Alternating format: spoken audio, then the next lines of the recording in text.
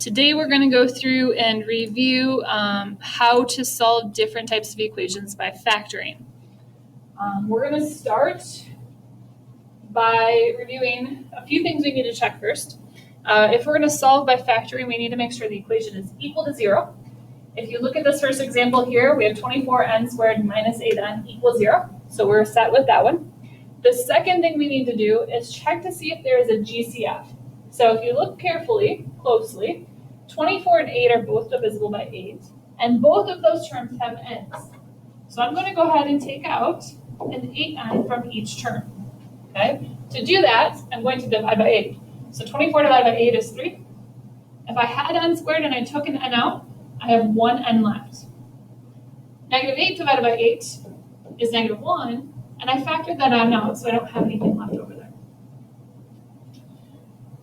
Once you get to this point when you're solving by factoring, you need to make sure you actually solve. Okay? If you see an equal 0 or the directions say solve, make sure you find your final answers. So to do this, we're going to take each part and set it equal to 0. So we have 8n equals 0, and 3n minus 1 equals 0. So if we divide by 8 on both sides, we get n equals 0. If I add 1 to both sides, we get 3n equals 1. Don't forget to divide by 3 to get n equals 1/3. So my two solutions here are 0 and 1/3. There are two ways you can check your progress as you go. Once you factor out a GCF, you can easily check to see if you factored correctly by distributing. You should end up with your original problem. So 8n times 3n is 24n squared, and 8n times negative 1 is negative 8n.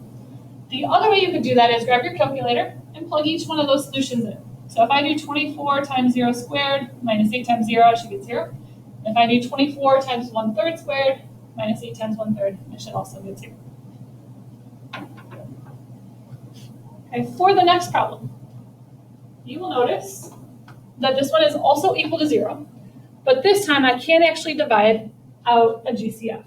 So we are going to go ahead and use our basic x to factor. So when we're doing that, our c goes on the top, and our b goes on the bottom. So we're going to find two numbers that multiply to give me 18 and add up to 9. And if you're not sure, you can go ahead and list out your factors. So I know that 1 times 18 is 18, 2 times 9 is 18, and 3 times 6 is 18. So the pairs that add up to give you 9 are 3 and 6.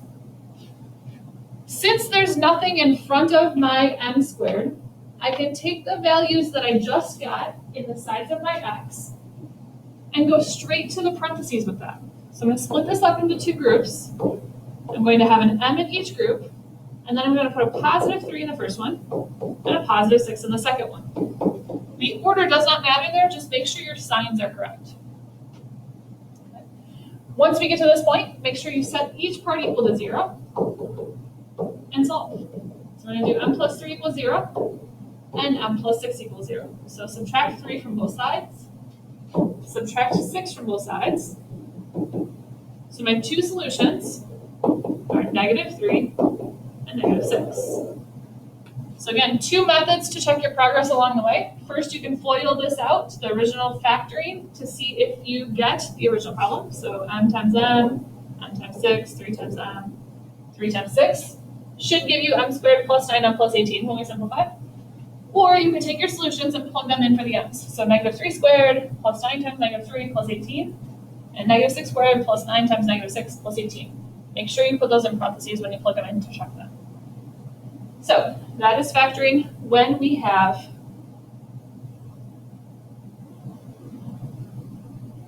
no leading coefficient.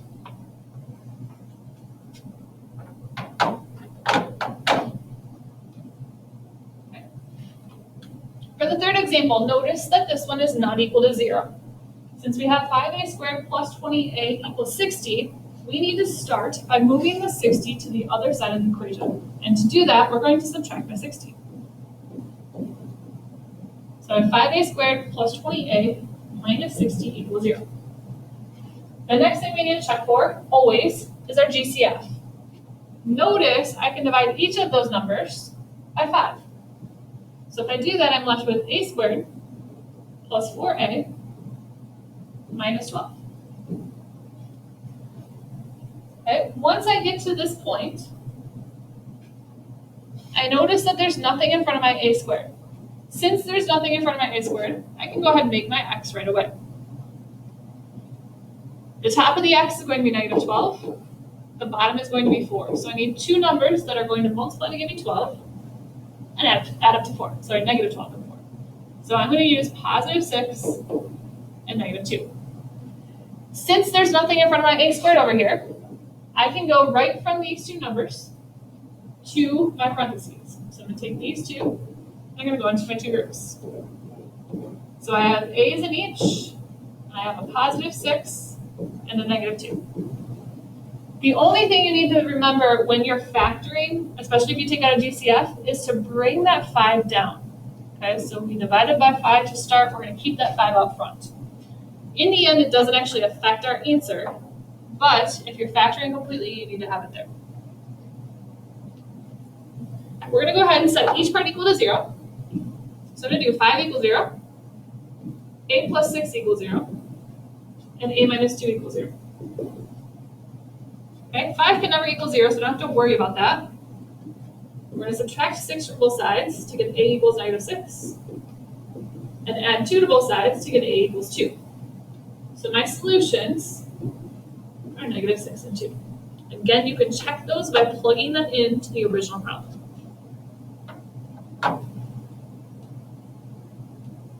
Okay, next we're going to look at what happens if there's something in front of our x squared, if we have an a out front. This is already equal to 0, so I don't have to do any work up front, but I do need to check for a GCF because it makes it easier to factor. Notice I can divide 28, 24, and 4 all by 4. So 7 divided by 4 is 7. Sorry, 28 divided by 4 is 7. 24 divided by 4 is 6. And 4 divided by 4 divided by 4 is 1. From here, I'm going to make my x still, but the difference is that when I put my number at the top, I need to remember to multiply the a times the c. So 7 times negative 1 is negative 7. The b still goes on the bottom. So I need two numbers that multiply to give me negative 7 and add up to 6. So I'm going to use negative 1 and positive 7. Remember, the order that you do that doesn't matter. Just make sure your signs are the same. Because there's something up front, I don't get to go right to my parentheses. I need to do my AC split, which means my first term stays the same. I'm going to split the second term using the negative 1 and 7 that we found in our x. So I have negative 1x plus 7x, and then bring down my minus 1. I'm going to do a little extra work here. We're going to make two groups. The only thing that they have in common in my first group is an x. So I'm going to go ahead and factor out an x, which leaves me in 7x minus 1. In the second group, I can't actually divide by anything other than 1. I'm going to put the 1 there just to make sure I don't forget it. Once you get to this point, if your parentheses don't match, you need to go back and check it again because you made a mistake somewhere. If they do match, we're going to bring that out front. So we have 7x minus 1. And then the two values that are in front of your parentheses, the x plus 1, are going to make your next group. Remember, we divided by 4 at the beginning, so we're going to put that out front, and we have our equal 0. If there's an equal 0, do not forget to solve. So 4 equals 0 won't happen. 7x minus 1 equals 0, and x plus 1 equals 0. We're going to add 1 to both sides to get 1. 7x equals 1, and then divide by 7. So we get 1/7 for our first answer. Subtract 1 from both sides to get negative 1 for your second answer. Okay, again, check that by plugging it back into the original problem, and you should get it to work out. Okay, we're going to do one more with the leading coefficient, but this time it's not equal to 0 to begin with, so I need to move that 4 over. So I'm going to subtract 4 from both sides first.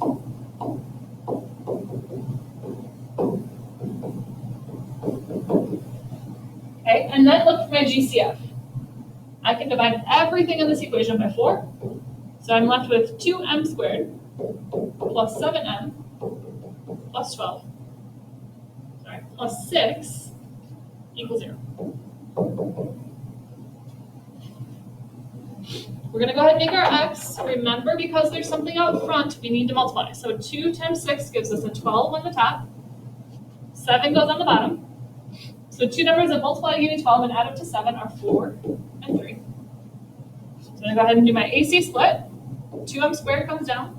We're going to split the middle term using those two numbers we just found. So we have 4m and 3m. And then the 6 comes down. Make two groups. You can divide 2m and 4m, sorry, 2m squared and 4m, both by 2m. So 2 divided by 2 is 1m. 4 divided by 2 is 1. I can divide 3 and 6 both by 3. So I have 1m plus 1. Check to make sure those match. Okay, so since those match, I have m plus 1 up front. The 2m plus 3 makes my next group.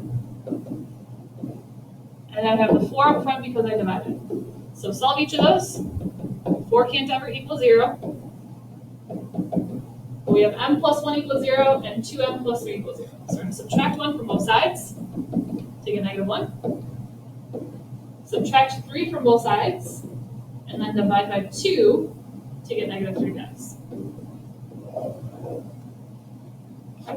So there are some examples of how to solve by factoring.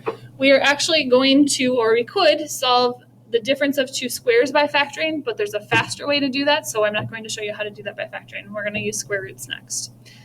If you have any questions, see me or feel free to watch this video as many times as you need.